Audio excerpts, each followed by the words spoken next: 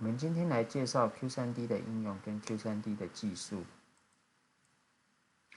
Q3D 里面有两个 server， 一个是 3D 的 server， 一个是 2D 的 server。3D 的 server 主要用来求解封装以及功率元件，还有触控面板的 IOC 的寄生效应。而 2D 的 server 主要用来求解截面结构一致的，像 cable 或传输线的特性。那这张图我们可以看出来，只有 2D 的 server 可以求解空间场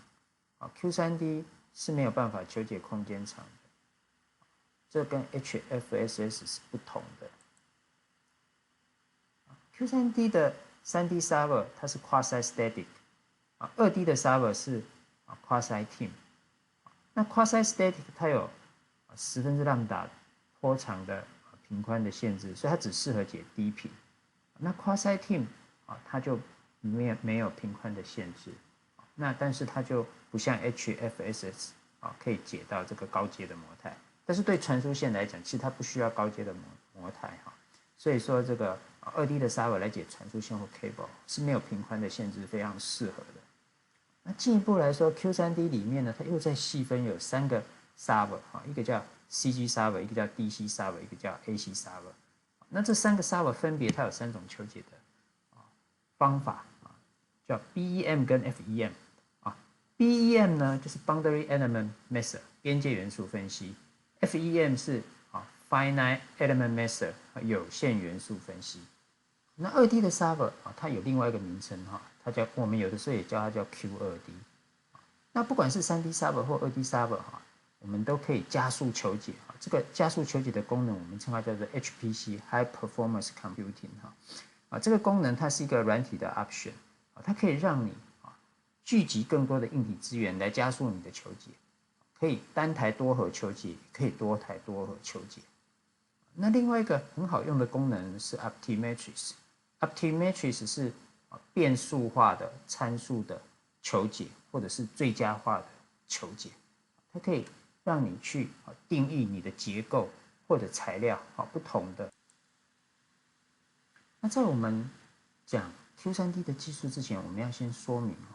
Full Wave FEM 是什么东西。Full Wave 你可以把它理解成就是4条 Maxwell 方程式完整的考虑计算，而有限元素分析呢，就是把我一个求解的待测物拆分成很多的小单元，每一个小单元是一个四面体，一个四角锥。那我基于这个 Maxwell 方程式去把我顶点跟边的电场跟磁场都算出来，最后还原我整个场的结果这个就是 Full Wave 的有限元素分析。那 HFSS 就是这样的一个技术。那 Q3D 跟 HFS 的差别在于说，它不是 Full Wave 它是 Quasi-Static。Quasi-Static 它就是呢，这4条 Maxwell 方程式它有做一些简化，也就是说，它电场跟磁场可以在频率够低的时候是可以分开来计算，而不影响它的准度的。那在我们拆分这个结构去做计算的这个动作，我们称它叫做布网格。布网格，那它在软体里面，它整个一个过程是这样子的一开始我的结构会有一个粗略的网格拆分我们称它叫做 initial mesh。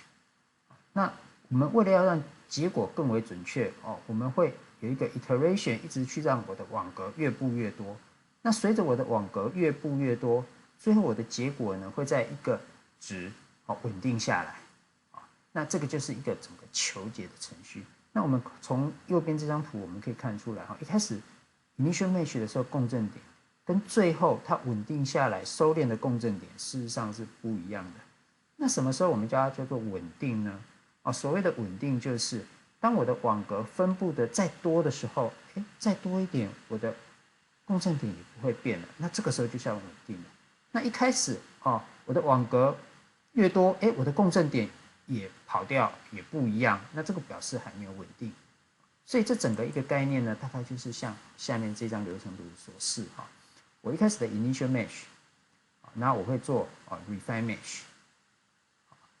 那我会去跟前面的结果去比较我的这个 S 参数，也就是我的能量分布，是不是有差异？也就是我的 delta S。我希望我的 delta S 小于一个我定义的目标值啊。那如果两者的差异，这一次的 mesh 跟上一次 mesh 所得到的 delta S 差异是够小的，那就表示说，哦，我稳定了，就可以开始做扫平。如果呢差异还很大，表示我还没有稳定，这个时候我就要再多布一些 mesh， 在这个地方做 iteration， 一直到我的收敛结果稳定下来为止。那延续着上一页，我们继续来说明。假设我定义我的这个误差要小于0.01，那随着我每一次 refine mesh 的次数增加，那我期待我的误差要越来越小，越来越小，越来越小。那当我小于我定义的这个 criteria 这个目标值的时候，一小于的话，那我就知道，那我第9次就可以停，那就表示说定义它到这里它就会停下来，不再做 refine mesh， 稳定下来了。这是一个 patch antenna， 一个 patch antenna， 橘色的是 ground， 蓝色的是天线的部分。那我们可以看出来它开始第一次 initial mesh 的时候，它红色的这条线，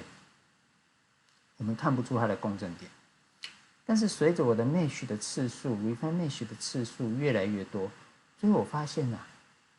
它的共振点是在10G， 也就是说，这个原来是一个10G 的天线，10G 的天线。那我们从这个例子也可以很清楚的看出来在求解稳定之前，在 mesh 的 performance 够多之前事实上前面的结果都是不可信的，都是不可信的。那接下来这一页呢，我们要谈的其实跟 Q3D 没有直接的关系但是我们要谈的是一个跟模拟的观念很重要的一件事情，叫做频宽，就是频宽。在现实的讯号里面，事实上不会有 idea 的方波或者是旋波真实的一个数位讯号大概会是像左边这样子，一个有 rising time 跟 falling time 的一个梯形波那这样的一个讯号从时域转到频域的时候会像右边这个样子。它的第一频的能量成分一阶的负20 dB 的转折点是由这个基频这个 τ 半周期来决定的。那它二阶的转折点，也就是负20 dB 转负40 dB 的这个转折点这个称作 knee frequency 它有点像膝盖一样这个转折点它是由τ r 就是 rising time 跟 falling time 来决定的。也就是说 rising time falling time 会决定我这个高频的 harmonic 的这个多寡。那我们如果取这样的一个频点去考虑的话，它可以足够的涵盖足够的频率的成分，让我来表现左边的这样一个波形。所以我必须要取到这个 tr 分之 0.35 或 tr 分之 0.5这样的一个频宽的成分来，才足以来表现来反映我左边的这个时域的成分。那这两个值我们就称它叫做 knee frequency。有人是以 tr 分之 0.35 当 knee frequency， 也有人用 tr 分之 0.5 当 knee frequency。那有趣的一件事是，如果我们今天假设 rising time 是周期的 t 的1/10的话，那你会发现tr 分之 0.5 正好就是基频的5倍所以各位可能也曾经听人家讲过，就是说你如果要抽一个频率的话你的频宽要取你讯号频率的5倍，大概就是这样的一个角度好，那我们再用一张图再来说明频宽的概念对我们模拟的影响。一个低频的传输线接近 DC 的它的这个阻抗非常小，可能是 0.1 个mini ohm 那我们可以近似它就是一个短路。那随着频率的增加肌肤效应出现了，所以电阻会增加我们开始感觉到电阻的存在。那随着频率再上去那个回路 return path 回路面积电感的效应，这些都跑出来了。那频率再越来越上去，那你就要更复杂的让 model 来表示，甚至是像是一个这个传输线的模型来表示一些介质的损耗啦、G 像这些通通都要进来。哇，那看到这个事就很复杂了，就很复杂。那再更上去，有辐射，那这个又更不一样的一个考量的角度了。那看到这边尤其是像这个传输线的公司看到了，有些人可能就觉得这个好难。其实各位也不用太害怕。我们这一堂课呢，其实我们不会用到一些太复杂的理论。基本上各位只要欧姆定律安培右手定律跟这个电磁感应定律了解的话都不会有什么问题的。那我们再接着再说明，有人可能有看过一个式子在描述特性阻抗Z0等于根号 C 分之2。这个式子到底怎么来的呢？各位注意你左边的式子，只要它频率增加的时候，到高频的时候，也就是 omega 比较大的时候，你就会发现当 omega 够大的时候 ，Rg 就很小，就可以忽略不计。那这个时候呢，就等于近似根号 C 分之2，就是这样来的。那我们要来谈Q3D 跟 HFSS。Quasi-static 跟 full wave 一个最主要差异呢，就是在它频宽的范围不一样。Q3D 适合解低频 ，HS 呢才能解到高频。那两个的分水岭在哪里频率多低适合 Q3D 解呢？频率多高以上 Q3D 就不适合呢？这里有一个 rule 叫10分之λ，10分之波长。那这里我们看到第一个星星，我们这一系列的课程入门课程加这个进阶课程总共就5颗星星而已。所以呢，各位在这过程当中呢，去收集这5颗星星，遇到了就请你特别留意那我们接下来要说明10分之λ要怎么看10分之λ要怎么看？我们假设一个 physical lens 的一个传输线是在大概这个长度。那如果我上面要跑3个讯号，分别是黑色跟红色跟绿色这3个频率的讯号，那哪一个频率的讯号跑这么长的长度的时候是可以用 Q3D 解的呢？我们把它套起来叠加起来看。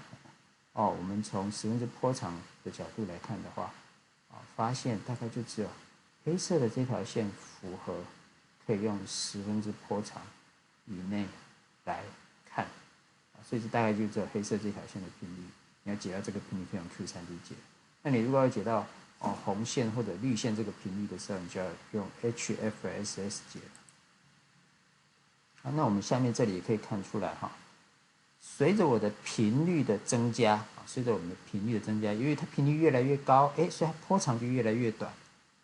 那低频的时候即便我的 reference plane 不完整，我的能量都可以过去。高频的时候 common mode 的能量就过不去，会被 slot 挡掉， differential mode 就过得去。那这边在一个简易的试算表给各位参考我们先看1G 好了，1G 的能量它的波长在真空中是30公分，